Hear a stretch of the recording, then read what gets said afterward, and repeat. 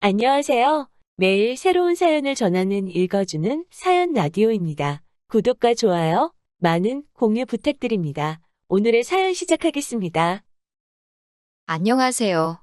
연애 2년 반, 결혼한 지는 2년 된 30대 중반의 여성입니다.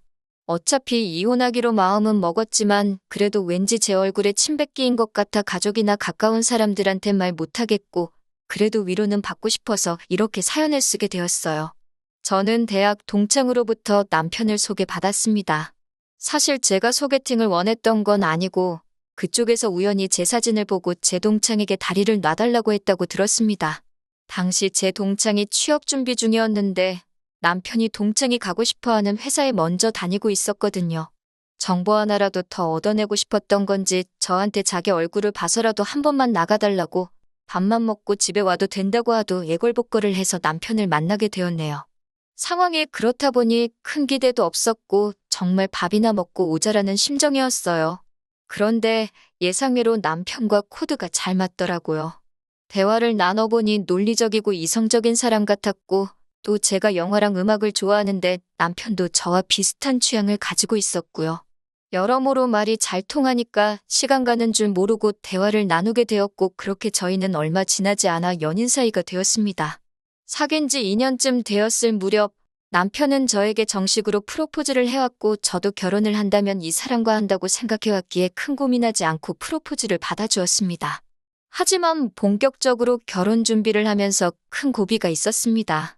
돌이켜 생각해보면 그때 파혼을 했어야 했는데 제가 어리석었어요. 결혼 이야기가 나오고 나서 가장 껄끄럽지만 해야만 했던 대화가 돈 이야기였습니다. 사귀는 동안 거의 반반씩 데이트 비용을 부담하고 있었고 둘 중 누구도 버겁다는 말을 하지 않았기 때문에 구체적으로 돈 이야기를 나눌 이유가 없었거든요. 하지만 이제 결혼식 비용부터 신혼살림까지 준비를 시작해야 했으니 어쩔 수가 없었지요. 저는 지방 공무원이고 남편은 일반 사기업에 다니는 회사원입니다. 당연히 제 월급은 남편에 비하면 현저히 적은 편이지만 저는 제 소유의 작은 아파트가 있습니다. 청약으로 당첨된 아파트였는데 부모님과 셋이 같이 살고 있었어요. 남편은 당연히 그 집이 저희 부모님 집이라고 생각했지 제 집일 거라고는 상상도 못했던 모양이에요. 제가 집이 있다고 하니까 어찌나 좋아하던지 입이 귀에 걸리게 생겼더군요. 아무튼 그 밖에 저는 모아둔 돈이 4천 정도 있었고 남자친구는 8천 정도 있었습니다. 저희가 사는 지역에선 1억 2천이면 아주 좋지는 않아도 평범한 빌라나 좀 오래된 작은 평수 아파트 전세 정도는 들어갈 수 있었어요. 그런데 남편은 완전히 다른 생각을 하고 있더라고요. 저희 부모님이 작은 평수로 전세를 얻어 나가시고 제 소유의 아파트에서 살림을 시작하자더군요. 저는 그건 말도 안 된다고 아주 난색을 표했습니다. 제가 어렸을 때 아버지의 사업 실패로 늘 새살이만 했기 때문에 제가 청약에 당첨됐을 때 무조건 부모님을 거기서 살게 해드리겠다는 제 나름의 결정이 있었기 때문입니다. 다시는 부모님이 집주인의 눈치를 본다거나 다음 계약을 걱정하며 전전긍긍하시는 모습을 보고 싶지 않았으니까요. 제가 남편에게 그렇게 이야기하자 남편도 더는 별말을 못하더군요. 저는 남편에게 대출을 받으면 이자가 나가니까 예산에 맞춰서 집을 구하자고 했습니다. 그러자 남편이 집은 시댁에서 해줄 거라고 걱정하지 말라더군요. 속물 같지만 솔직히 그 말을 들었을 때 감사하고 기분도 너무 좋더라고요. 하지만 남편은 뒤이어 어처구니 없는 소리를 늘어놓았습니다. 자기 부모님이 사시는 집 전세보증금을 빼서 우리 신혼집에 보태자더군요. 그러면 시부모님은 어디 가서 사시냐니까 같이 살아야지 그럽니다.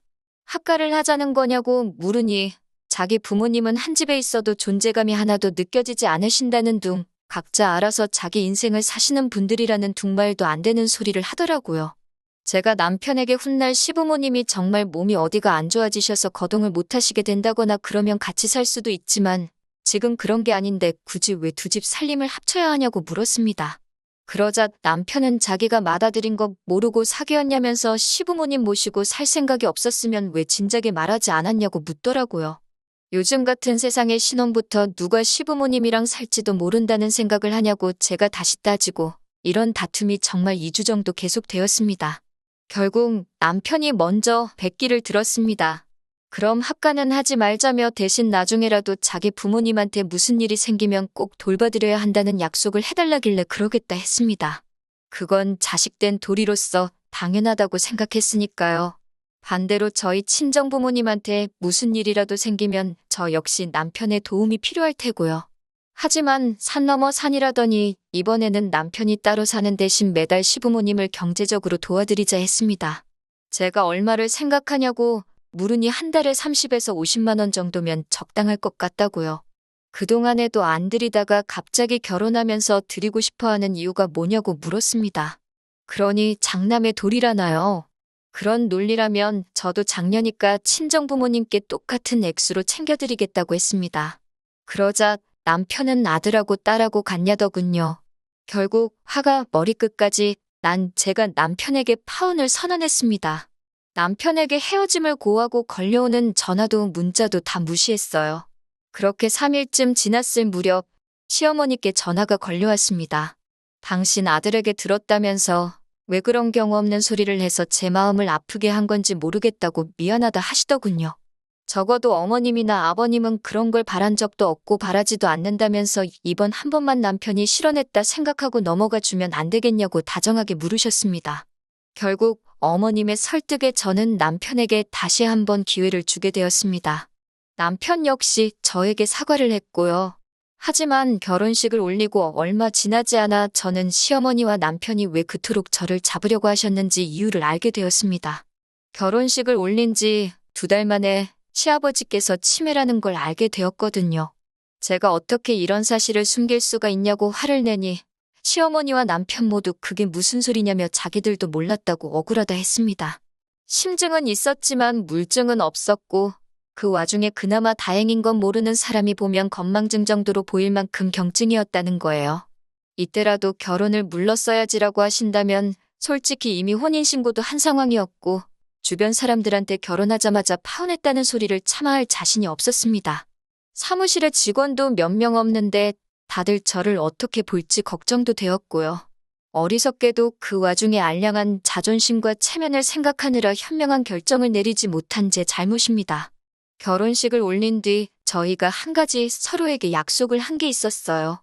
언젠가 생길 우리 아이를 위해서 늦어도 5년 안에는 신축 아파트로 이사갈 수 있게 열심히 아껴가며 살자고요. 그런 이유로 제 월급과 남편 월급 모두 제가 관리하고 있었고요. 남편에게 한 달에 용돈으로 50만 원씩 줬고 저는 따로 용돈이라며 떼가지는 못했습니다.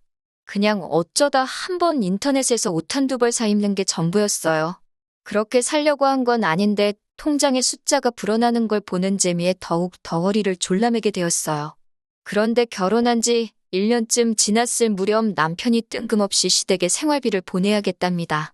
예상치 못한 지출이기도 했고 분명히 결혼 전에 그런 건 하지 않기로 약속을 했던지라 부담스럽게 다가온 게 사실입니다. 제가 시원스레 그러자고 대답을 하지 못하고 있으니 남편이 갑자기 한다는 소리가 일도 자기가 더 늦게까지 하고 돈도 자기가 더 많이 버는데 불공평하답니다. 그러면서 이제 각자 월급은 각자 관리하고 공통으로 들어가는 건 각출하자고 하더군요. 적어도 남편이 제 앞에서 돈 많이 번다고 유세는 안 떨어서 다행이다 생각했는데 이제 유세까지 떤다 생각하니까 정이 툭 떨어지더군요. 거기서 끝이 아니라 아니면 자기 퇴근 시간이랑 제 퇴근 시간이랑 2시간 정도 차이가 나니까 저보고 2시간 동안 부업이라도 하랍니다. 제가 집에서 밥하고 살림하는 건 노는 걸로 보였나 봐요. 남편이 입을 열 때마다 점점 더 화가 치밀어 올라서 그래 다 각자 관리하자 했습니다. 잠든 남편을 쳐다보는데 이런 인간이랑 내가 무슨 좋은 날을 누리겠다고 이렇게까지 살아야 하나 싶은 허탈한 마음에 눈물이 다 흘렀습니다. 그러면서 부부 사이가 이렇게 계산적으로 찢어졌고 남편이 남편 노릇을 하기 싫다는데 제가 왜 아내 노릇을 해야 하나 싶더라고요. 그래서 바로 다음 날 아침부터 살림에서 손을 뗐습니다. 출근 전 간단하게 아침 식사를 차려 먹고 있으니 남편이 자기 건 어딨냐고 찾더라고요. 배고프면 차려 먹으라고 하니까 저더러 어이없다면서 이게 무슨 짓이냐고 큰 소리를 내더라고요. 생활비도 반반 내는데 집안일도 반반 하자니까 자기가 한 말이 있어서 그런지 제대로 반박도 못하고 시근덕 거리면서 출근을 하더군요. 점심 무렵 빨래를 하려고 세탁실에 가니 남편의 셔츠며 양말이며 속옷이 제 빨래하고 섞여 있는데 그것마저도 꼴보기가 싫어서 다 골라내어 구석에 처박아 버렸습니다. 청소도 제가 주로 머무는 공간만 위주로 하고 말았고요. 그렇게 며칠이 지속되니 남편이 집안꼴이 이게 뭐냐며 생난리를 쳤습니다. 예전에는 남편이 이런 식으로 시비를 걸어오면 저도 받아치기도 하고 결국 서로 화해도 하게 되고 그랬는데 이젠 그런 과정도 너무 피곤하고 짜증나서 아예 무시를 해버렸어요. 그러자 남편이 슬슬 제 눈치를 살피더라고요. 언젠가부턴 술자리도 줄이고 적어도 자기 일은 스스로 챙겨서 하려고 하더군요. 문제는 그런 남편의 조금은 달라진 모습을 봐도 아무런 느낌이 없었다는 거예요. 제 마음이 풀어지지도 않았고 무미건조한 상태였습니다. 이혼을 하지 않았던 이유는 둘 다 지인도 많고 직장 생활에 있어 이혼을 하면 흠이 될 수도 있겠다 싶었거든요. 호사가들 입에 오르내리기도 싫어서 그냥 각방 생활하며 쇼윈도 부부로 지내게 되었어요. 양가 어른들 앞에서는 그냥 아무렇지 않은 척 했지만 친정 어머니는 어느 정도 눈치를 채신 것 같았습니다. 아무튼 그런 생활을 8개월쯤 했을 때입니다. 남편 회사에서 전화가 걸려왔는데 남편이 큰 사고를 당했다고 하더라고요. 아무리 미워도 제 남편인데 그 이야기를 듣는 순간 가슴이 철렁 내려앉는 것 같았습니다. 정신없이 남편이 있다는 병원으로 향했어요. 화상사고였습니다. 제법 범위가 커서 앞으로 몇 차례 더 수술을 해야 할 거라고 하더라고요. 정신 못 차리고 누워있는 남편을 보고 있으니 마음이 좋지가 않았습니다. 그나마 직장에서 다친 거라 산재 처리가 될 거라곤 했지만 화상으로 인한 성형수술은 비급여가 많아서 어쩔 수 없이 어느 정도는 남편이 부담을 해야 하는 상황이었어요. 얼굴이나 목같이 보이는 부위라서 수술을 안 할 수도 없는 상황이었고요. 그래도 일전에 제가 들어뒀던 보험도 있고 해서 큰 문제는 없겠다 싶었습니다. 그런데 얼마 뒤 퇴원한 남편이 밖에서 커피 한잔 하자고 절 불러내더라고요. 기껏 나갔더니 저를 앞에 앉혀놓고 돈 이야기를 꺼냈습니다. 당연히 듣자마자 남편 말이 끝나기가 무섭게 거절했어요. 각자 알아서 관리하자던 건 당신이지 않냐고. 그런데 이제 와서 나한테 그러는 거냐고요. 당신도 알다시피 난 당신보다 한참 못 벌고 일도 조금밖에 안 하는데 내가 어떻게 당신을 도와주냐고 하니 난리가 났습니다. 저더러 피도 눈물도 없다는 둥, 아무리 그래도 배우자가 아픈데 그렇게 매정할 수가 있냐는 둥, 어떻게든 제가 죄책감을 느끼게 하려는 사람 같았습니다. 제가 보험에서 돈 나오는데 왜 나한테 난리냐니까 그 보험 해지했답니다. 쓸데없는 보험 같아서 실비고 뭐고 다 해지했대요. 모아둔 돈도 없냐고 하니까 시부모님한테 퍼주느라 다 썼다고 그러고요. 저는 됐다고 더 할 이야기 없다고 자리를 먼저 일어났고 그때부터 시부모님한테 전화가 걸려오기 시작했습니다. 받지 않았어요.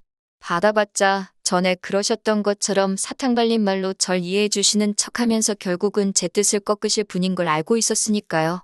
한 집에서 오며 가면 남편의 얼굴을 어쩔 수 없이 봐야만 했는데 화상 범위가 넓긴 해서 성형을 안 할 수는 없겠다 싶었습니다. 남편이 불쌍하긴 했지만 그게 어떤 느낌이었냐면 TV 같은 데서 어려운 사람들 나오잖아요. 보고 있으면 안 됐다 싶은 사람들이요. 딱 그 정도의 감정이었습니다. 하루하루 지날수록 남편에게 제가 조금도 마음이 남아있지 않다는 걸 알겠더군요. 하지만 아픈 사람을 버리자니 그건 또 제 양심에 걸려서 이러지도 저러지도 못하고 있었습니다. 그런 와중에 제가 결정을 내릴 수 있도록 도움을 주신 분이 있었으니 그건 바로 시어머니셨어요. 아무리 연락을 해도 전화를 받지 않으니 결국 저희 집으로 찾아오셨더군요. 남편 얼굴을 보고는 대성통곡을 하시더니 이게 다 저 때문이랍니다. 제가 남편 돈 쓰는 거 가지고 와도 닥달을 하니까 남편이 일을 무리해서 하다가 저런 사고를 당한 거라면서 이 일은 제 책임이니까 어떻게든 당신 아들 얼굴 원상복구 시켜놓으랍니다. 아드님께서 돈 벌어서 저를 가져다 준 줄 아시냐? 아드님은 이 집에서 숙박비 외에는 아무것도 부담한 게 없다고 했습니다. 남편 노릇이라곤 한 게 없는데 왜 저한테 이러시는 거냐고 쉬지 않고 저도 어머님 말씀을 반박해 나갔습니다. 그리고 동시에 이제 정말 남편과 헤어져야겠다 싶더라고요. 그까지 체면이 뭐라고 이혼도 못하고 이렇게 사나 싶었고 이제 앞으로 시아버지 병세까지 악화되면 시어머니와 남편이 저를 얼마나 잡들이를 해댈지 안 봐도 뻔했기에 이혼을 요구하게 되었습니다. 당연히 남편은 안 한다고 난리가 났고 저는 그럼 소송으로 갈 수밖에 없는데 그러면 변호사비 들고 수임료 떼주고 나면 당신 손에 얼마 남는 것도 없을 거라고 친절하게 알려줬습니다. 남편도 그제서야 제가 농담이 아니라는 걸 눈치챈 것 같았고 결국은 이혼에 동의했습니다. 마침 전세 계약 기간도 거의 끝나갈 무렵이라서 전세 보증금도 수월하게 제 몫을 다시 챙길 수 있었고요. 그렇게 저는 이혼에 성공했고 지금은 자유의 몸이 되었습니다. 옛말에 첫발이 개끝발이라더니 정말 그 말이 딱입니다. 처음부터 파혼했으면 서류가 지저분해질 일도 없었을 텐데 그 생각만 하면 억울하고 화가 나긴 하지만 지금이라도 이렇게 벗어날 수 있어서 다행이라고 생각합니다. 당분간은 저도 운동 좀 하고 취미생활 좀 하면서 살고 싶어요. 친정 부모님과도 좋은 시간 보내면서요. 긴 이야기 들어주셔서 감사합니다. 오늘의 사연은 여기까지입니다. 구독과 좋아요, 알람 설정해주시면 앞으로 더 좋은 사연으로 찾아오겠습니다.